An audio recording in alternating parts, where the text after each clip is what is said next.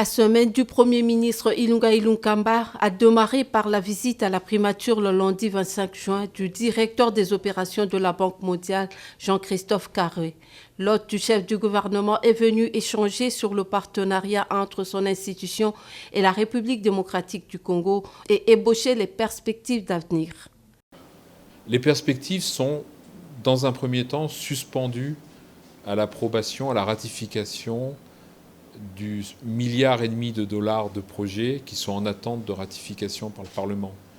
Une fois que ces projets sont ratifiés, on pourra discuter de la prochaine vague de projets.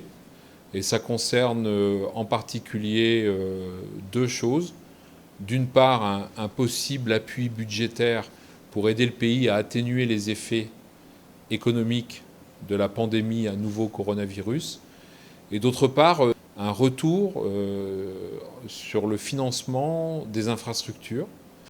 Mercredi 1er juillet, 80 compatriotes bloqués en Turquie et aux États-Unis d'Amérique ont pu à nouveau fouler le sol de leurs ancêtres. Depuis le début de la pandémie à la Covid-19, Ilunga Ilunkamba avait pris l'option de ne plus abandonner les Congolais à l'étranger en difficulté. Les rapatriements se poursuivent sans désemparés.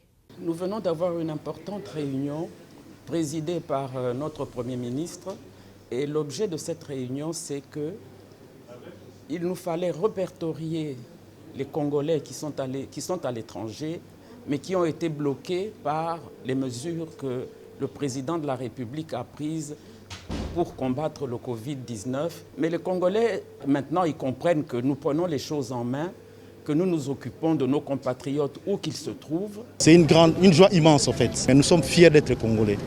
Le jour du 60e anniversaire de l'indépendance de la RDC, mardi 30 juin 2020, le Premier ministre Ilunga Ilunkamba a procédé à l'inauguration du centre hospitalier Initiative Plus, CHIP en sigle, une formation hospitalière de standard international, œuvre de Maman Olive Lembe Kabila. 120 lits en salle commune, des chambres privées, 3 blocs opératoires, plusieurs spécialités et une technologie de pointe. Ilunga Ilunkamba n'a pas caché son admiration devant cette œuvre de cœur d'une fille du pays. C'est déjà une forme très forte de la modernité.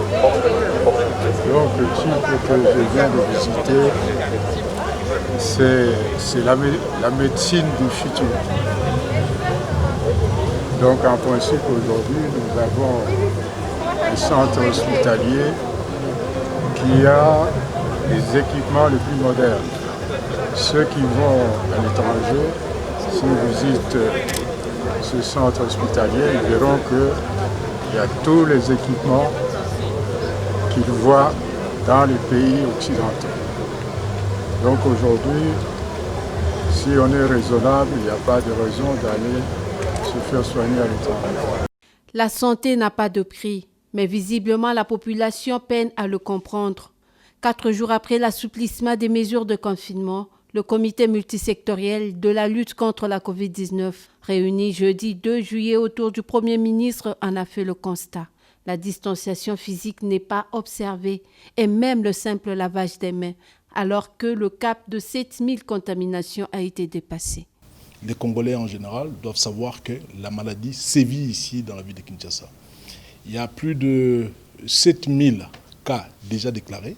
C'est-à-dire qu'il y a des gens qui souffrent de cette maladie, il y a des gens qui en meurent, il y a des gens qui guérissent aussi également. Dans les jours qui viennent, les contrevenants seront donc appréhendés par la police.